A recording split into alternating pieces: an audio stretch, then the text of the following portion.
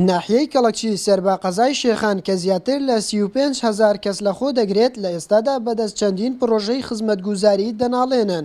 دانیشتوانی ناحیەکە ئاماژە بەوە دەکەن کە گەڕەک و کۆڵانەکانیان لەلایەن شارەوانیەوە بەمبەستی چاکردنەوەی تێکدراوە و تا ئێستا بە تەواو نەکراوی ماوەتەوە و بووەتە هۆی بێزاربوونی دانیشتوانی ئەو ناحیەیە.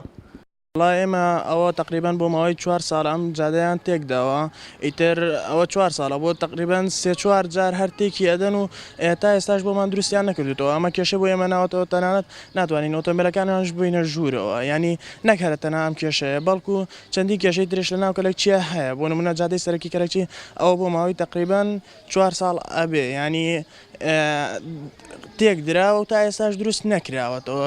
وەڵا کێشەمان ئەوەیە ئەوە 4 ساڵە ئەوە حالێمە کە دەبینن هەر مقاولێک دێت هەندێک حەفری دەکاو دەهێلێت 3-4 مانگ نە حالمانە نە معیشەتمانە ژیانمان زۆر ناخۆشە بەڕاستی لەبەر ئەوەی منداڵمان هەمی دەکەفرە ناو قوڕ و ناو جۆگە و ناتاین سارەمان ببینە حەوش و داوا لە حکوومەت دەکەین چارەسەرێکمان لێ بکە بە زووترین کات. بۆ گەیاندنی گلەوگازندەیی دانیشتوانی ناحیەکەش خۆمانگەیاندا بەشار محەممەد بەڕێوبەری ناحیەی کەڵەکچی و ئامادە نەبوو لێدوان بۆ کەناڵی بادینان سات بدات. تەنها ئەوەی پێڕاگەیاندین کەوا داوایان لە سەروی خۆیان کردووە بەڵام وەڵامیان نەدراوەتەوە. بۆ زیاتر بە دوواداچوونی کێشەی هاوڵاتیانی ناحیەکەش ڕوومان لە بەڕێوبەراتی شارەوانی کەڵەکچی کرد، بەڵام ئەندازیار شاکر تەیب لە کاتی دەوامی ئاسایی لە شوێنی خۆی ئامادە نەبوو لێدوان بدات.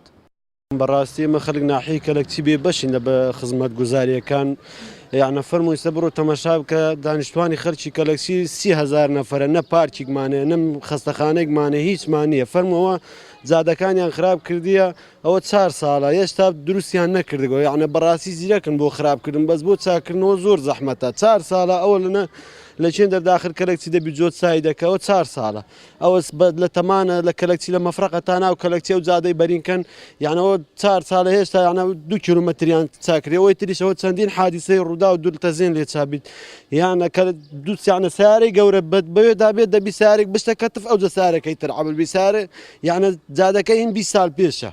تا ئێستا پارچێک بۆ گەنجان دانەنریایە بۆ گەنجەکان هەر لە ناو کۆڕان لە پاڵ قانچۆ لە پاڵ دیوار دەسوڕێنەوە، نە پارچێک هەیە نە مستەشفەیەک هەیە، شارعەکان خراپ دەکەن چاناکەنەوە. بەڕاستی تا ئێستاەوە نزیکی چەند هێشتا خۆشیمان لە کەلەکچی نەدیتیە و بۆ ئەنتیخاباتیش تێن بەڵێنمان پێ دەدەن و هەموو بەڵێنەکان بە درۆی بۆ ئەوی دەنگی خۆیان ببەن و چەندین جار دانیشتوانی ناحیەی کەڵەکچی بە ڕێگای خۆپیشاندان و ناڕەزایی دەربڕین داوایان لە دەسەڵاتدارانی ناوچەکە کردووە، بەڵام وەک خۆیان دەڵێن بێسوود بووە و ڕاشی دەگەێنن کە تەنها لە کاتی هەڵبژاردنەکان بەرپرسەکان سەردانیان دەکەن. لە ئێستادا ئەوەی بۆ کەڵەکچیەکان گرنگە تەواوکردنی ئەو پرۆژە تەواو نەکراوانەی ناحیەکەیە. تایف گۆران بادینان سات، ناحیەی کەڵەکچی.